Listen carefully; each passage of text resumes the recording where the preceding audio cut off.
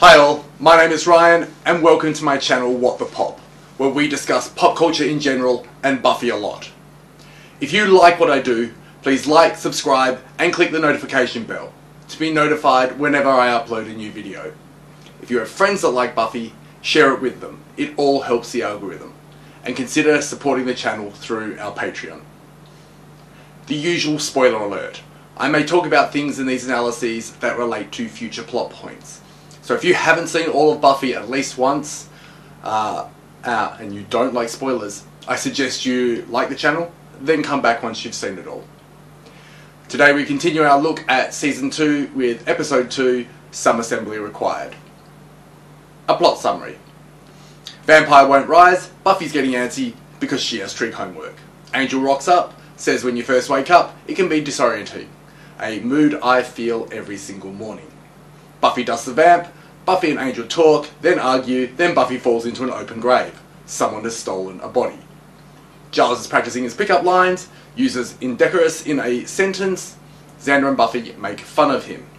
Random new character taking pics with random science fair genius. Oh, guess who are the grave robbers? Girl was a cheerleader who died in a car accident. Scoobies head to the cemetery for a spot of grave digging. Elsewhere, Angel scares Cordy, they find pieces of girls. Pieces were precisely cut, ergo no zombies or flesh-eating demons, probably a student, possibly Willow.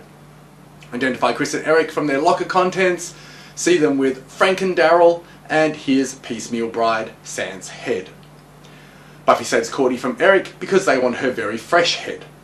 Buffy learns about Daryl's resurrection, we don't feel any empathy for him. Jenny and Giles are on a date, Xander and Willow crash it. Daryl kidnaps Cordy, screams when she sees his Franken face, Buffy intervenes, Xander saves Cordy, they don't let Eric burn, Daryl kills himself trying to save his Franken bride. Jenny mentions a second date, Xander brushes Cordy off, then wonders why he's single. Angel admits he's jealous of Xander, while wearing a very ugly Xanderish outfit. Thankfully, Angel sticks to black after this.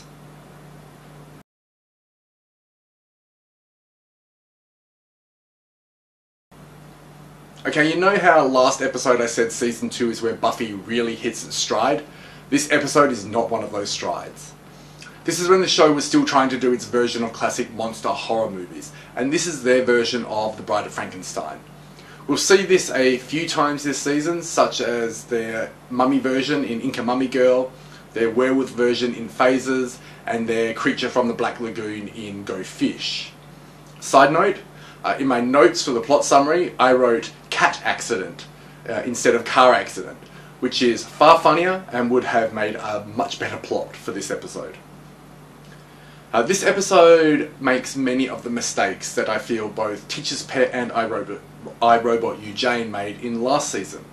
This episode actually tries to emulate the episode Witch a lot by giving us the protagonists early on and having us think they are doing something else, like trying to create a weird science sex doll, then revealing Daryl as Frankenstein's monster about halfway through. The problem is in this episode we have multiple antagonists, and the way the episode is done, you never feel any sympathy for them. Even from their perspective, what they're doing is heinous.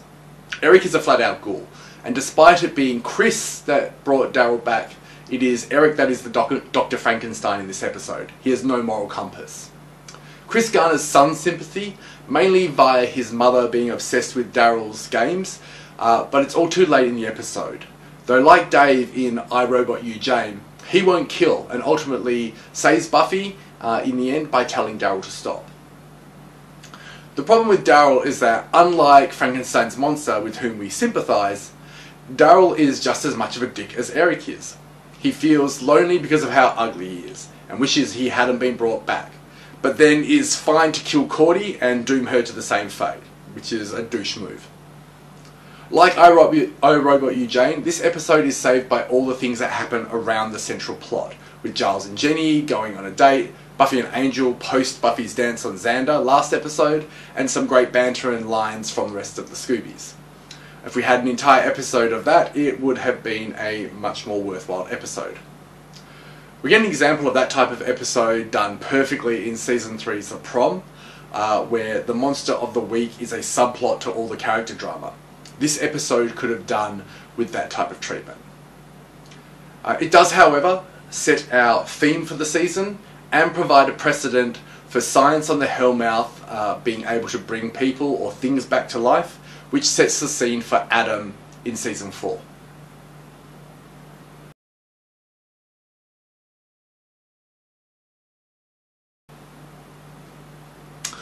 Often in Buffy analysis, and expressly in the Season 4 episode Primeval, the Scoobies are often identified by their roles. Willow as Spiritus, the spirit, Xander as Animus, the heart, Giles as Sophis, the mind, and Buffy as Manus, the hand. In this episode we see the parallels here between the Scoobies and our antagonists. Chris is a parallel to Willow. Their similarities are highlighted purposefully in this episode to reinforce that parallel. Willow always being just behind Chris in the science fair competition, both of them being skilled enough to do the cuts on the bodies. In this episode we learn that Daryl always protected Chris, and that Chris felt that he was doing the right thing by Daryl when he brought him back. But we learn that Daryl wished he had never been brought back. This parallel will be reflected in Willow in Season 6, believing that the world would be better off with Buffy in it, and justifying it as being a supernatural death. Willow uses her magic to resurrect Buffy. Buffy herself believes she's come back wrong, and we learn through song in Once More with Feeling that Buffy wishes she hadn't been brought back. She sings, "There was no pain, no fear, no doubt, till they pulled me out of heaven. So that's my refrain, I live in hell because I've been expelled from heaven." Both Chris and Willow had the ability, but neither of them really thought about whether they should bring their person back. Ultimately, they find some way to justify to themselves, but really the reason is far more selfish, that they couldn't bear to live in a world without their person. I've mentioned a few times, with great power comes great responsibility, and in this instance, the person with the power didn't wield it responsibly. Eric is Giles, the mind. While Chris is all, "I'm doing this for a reason," Eric seems far more like he's doing it because he can, because he just wants to see if it will work. He's pure intellectual curiosity without the ethical constraints that empathy would provide. We see a touch of that in this episode with Giles during this exchange with Buffy. There's something else, though. We found an empty grave. Another vampire? No, this one was dug up and the body was taken out. Grave robbing? That's new. Interesting. I know you meant to say gross and disturbing. Yes, of course. A terrible thing. Must put a stop to it. Damn it.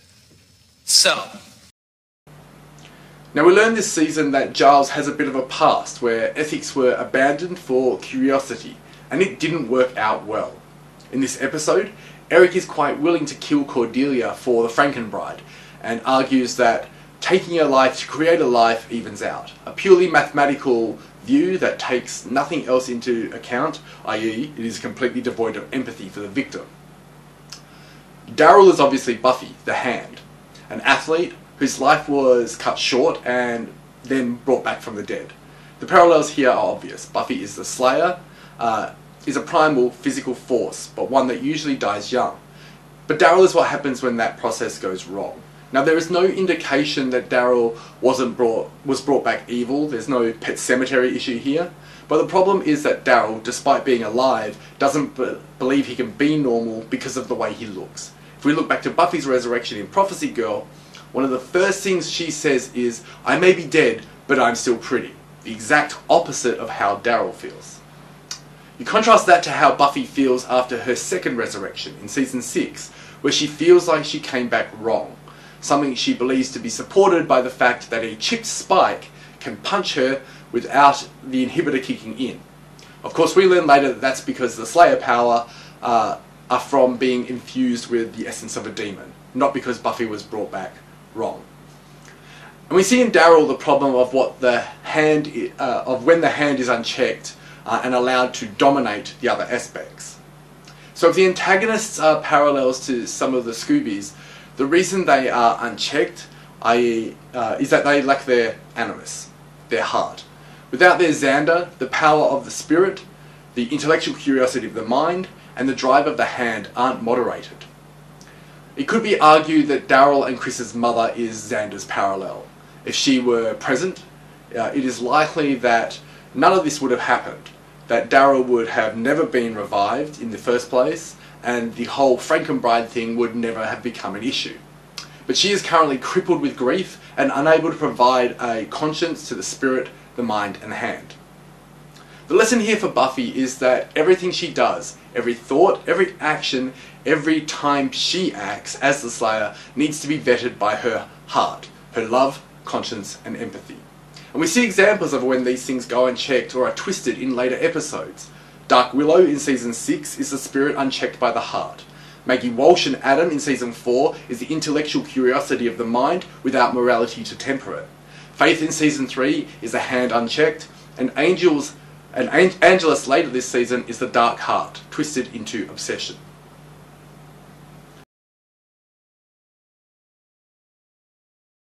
There is a strong couples theme to this episode. Angel and Buffy, Jenny and Giles, Daryl and Cordelia.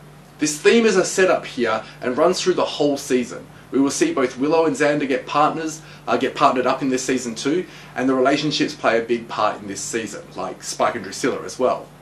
In this episode, we see the interactions between these couples and how they are contrasted to each other, particularly the daytime, out in the open date of Jenny and Giles compared to the nighttime, dark, graveyard, hidden meeting of Buffy and Angel. With Jenny and Giles, you get these cute interactions between them, with Jenny being the one to take the initiative for the date. With Buffy and Angel, you get Angel all jealous over Xander to the point that he isn't in his trademark black here, but in something god-awful that Xander would wear. Then you get Daryl and his Franken-Bride / Cordelia. The plan was stupid from the start. Cordelia would have been angry as hell when she was revived, attached to a different body, and never would have forgiven him for doing this to her. Regardless of if she now resembled him, Cordelia would have likely killed him again rather than be with him. Ignoring all the ethical issues with the plan and the process involved, and the social commentary on men seeing women as just parts for a purpose, we are left to ask, what is the point of this story? Why is the couple's theme so prominent here, and what does it mean for Buffy? Well, in light of what I talked about before, the implication is the flip side. Just as Buffy must temper her actions with her heart, her empathy and conscience, Buffy can't approach this relationship with Angel with just her heart. It needs to be tempered by her mind. Now, Buffy never really learns this lesson. Approached rationally, her relationship with Angel was never going to work. Apart from the Slayer-vampire tragedy of it, Buffy is an immortal, and Angel can't give her any sort of normal relationship. When they talk at the end of this episode, he flat out states that he can't do things that a normal boyfriend could do. He can't see her in the light, an apt metaphor and a literal truth. It is Angel who eventually leaves, trying to put an end to their relationship at the end of Season 3, after two events happen. The first, the mayor tells them their relationship is doomed, and talks about his own wife and his immortality. And the second is when Joyce comes and sees Angel and talks about Buffy's future. If Buffy had approached the relationship with the rational mind and not just her heart, and come to the realization that Angel has in Season 3 episode The Prom, the events of Season 2 would never have occurred. This episode and these events were a warning of things to come.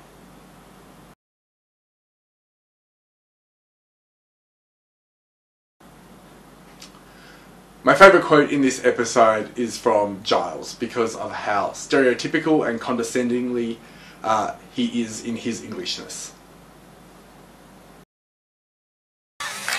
Such a rugged contest. Rugged American football. And that's funny because? No, I just think it's rather odd that a nation that prides itself on its virility should feel compelled to strap on 40 pounds of protective gear just in order to play rugby. Thank you for watching. If you've enjoyed this look into the Buffyverse, please like, subscribe to the channel, and consider supporting through Patreon. If you disagree with anything I said or have anything else to add, please put it in the comments below, and I'll see you in the next video.